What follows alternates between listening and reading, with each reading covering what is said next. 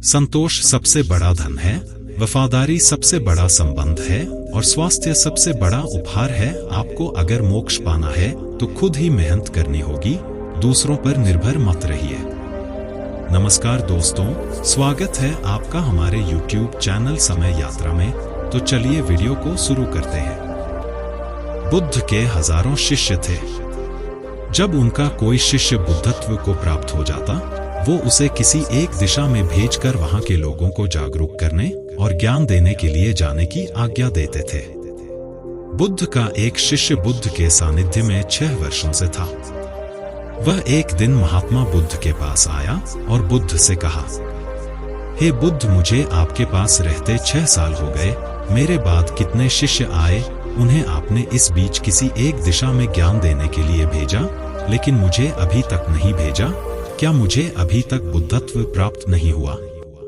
बुद्ध मुस्कुराए और बोले, यह तो तुम्हें खुद समझना होगा कि तुम्हें बुद्धत्व प्राप्त हुआ है या नहीं। शिष्य बोला, बुद्ध, आपने मुझे इन 6 सालों में जो भी उपदेश दिया, मुझे वो सब याद है। आपकी बताई एक एक बात मुझे याद है। आप मुझसे भी पूछ सकते हैं, मैं आपको हर उत्तर देने के लिए सक्षम हूँ। आप मुझे एक मौका तो दें, ताकि मैं किसी भी दिशा में जाकर लोगों को आपके ज्ञान के बारे में भी बता सकूं।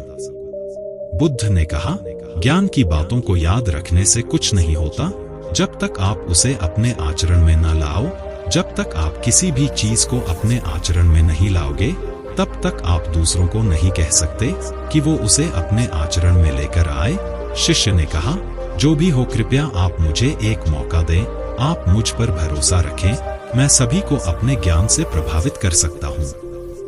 मैं लोगों को ऐसी बातें बता सकता हूँ जिससे उनके जीवन में शांति आएगी और वो शांतिपूर्ण अपना जीवन जी सकेंगे।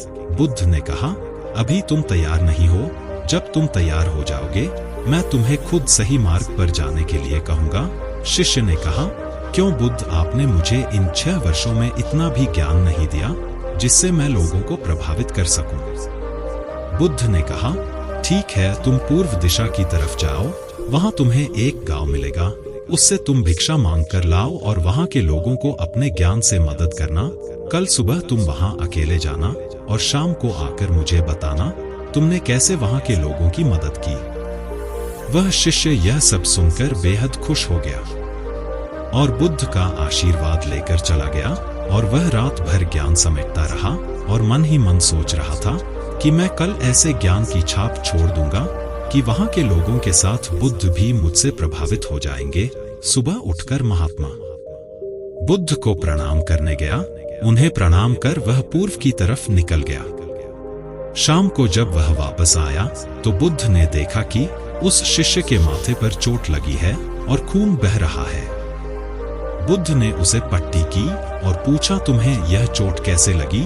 शिष्य ने कहा कि बुद्धि, वहां के लोग बेहद दुष्ट है।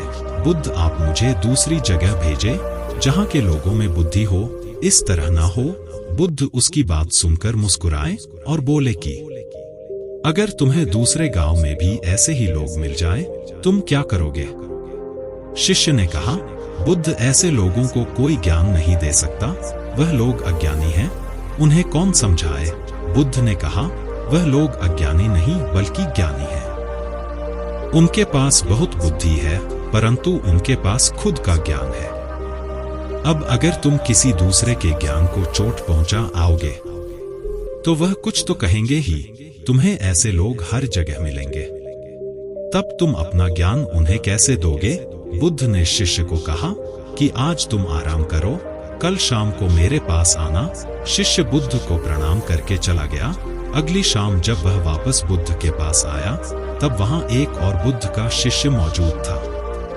उनके हाथ में चोट लगी हुई थी। बुद्ध ने उस शिष्य के हाथ पर चोट देख उस पर पट्टी की और शिष्य से पूछा कि तुम्हें यह चोट कैसे लगी? शिष्य ने कहा, हे बुद्ध, आपने पूर्व के एक गांव में जाने के लिए कहा, वहीं मुझे यह चोट लगी। बुद्ध ने कहा, वहां तुम्हारे साथ क्या क्या हुआ, तुम मुझे बताओ। शिष्य ने कहा, हे बुद्ध, वहां पर मैंने सबसे भिक्षा मांगी, लेकिन किसी ने मुझे भिक्षा नहीं दी। एक व्यक्ति जिसने भिक्षा दी थी, उसने भी वह मुझे जमीन पर फेंक कर दी और कहा, उसे उठा लो। मैंने चुपचाप उसे उठाकर अपने पात्र में रख लिया और उसे कल्याण का आशीर्वाद दिया। तब उस व्यक्ति ने मुझसे कहा, आप बड़े ही अजीब व्यक्ति हो। मैं आपका अपमान कर रहा हूं और आप मुझे आशीर्वाद दे रहे हैं। मैंने उनसे कहा कि आप धनी हैं। आपने मुझे डांट दिया, इसीलिए मैं आपको आशीर्वाद दे रहा हूं। फिर वहां से मैं आगे गया तो कुछ लोगों ने मुझे वहां से जाने के लिए कहा। उन्होंने मुझे कुछ अपशब्द कहे और मुझ पर कुछ पत्थर फेंके, जिससे मुझे चोट लग गई। जब मैं वापस आ रहा था तब मैंने एक माँ को रोते हुए देखा। वह अपने बीमार बच्चे को लेकर चिंतित थी। मैं तुरंत जंगल से जाकर उसके लिए जड़ी बूटी ले आया, लेकिन वहां के लोग मुझे जड़ी बूटी नहीं देने दे रहे थे।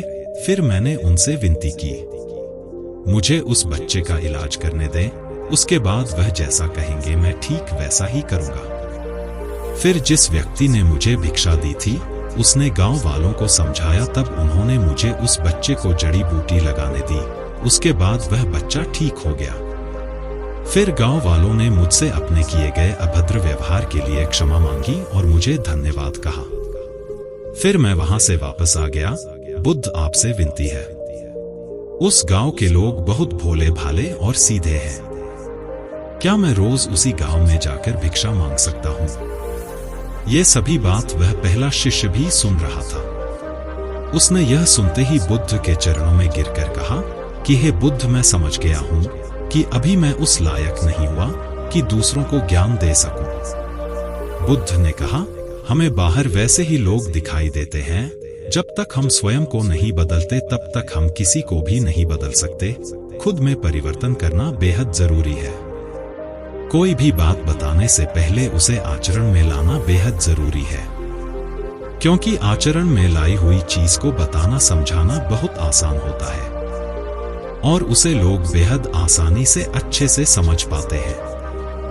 दोस्तों, आपने क्या सीखा इस वीडियो से जरूर बताएं। दोस्तों, हम सभी को ऐसा लगता है कि हमने जो कुछ भी सीखा है वो हमको दूसरों को सिखाना चाहिए, लेकिन हम जाने अनजाने में दूसरों को सिखाने के चक्कर में हम कभी कभी गलत साबित हो जाते हैं। तो इसलिए दोस्तों, अगर आप किसी को भी कोई भी सुझाव देने के लिए जाते हैं, आप कोई भी चीज सिखाने के लिए जाते हैं, तो सबसे पहले आप उस कार्य को संपूर्ण रूप से और सही ढंग से अच्छे से सीख जाएं। और आपको जब यह पक्का प्रूफ मिल जाए कि अब मैं इस कार्य को संपूर्ण रूप से सीख चुका हूं, अब मैं दूसरों को सिखा सकता हूं, तभी आप दूसरों को सिखाने के लिए जाएं। अन्यथा आपके साथ दुर्व्यवहार हो सकता है।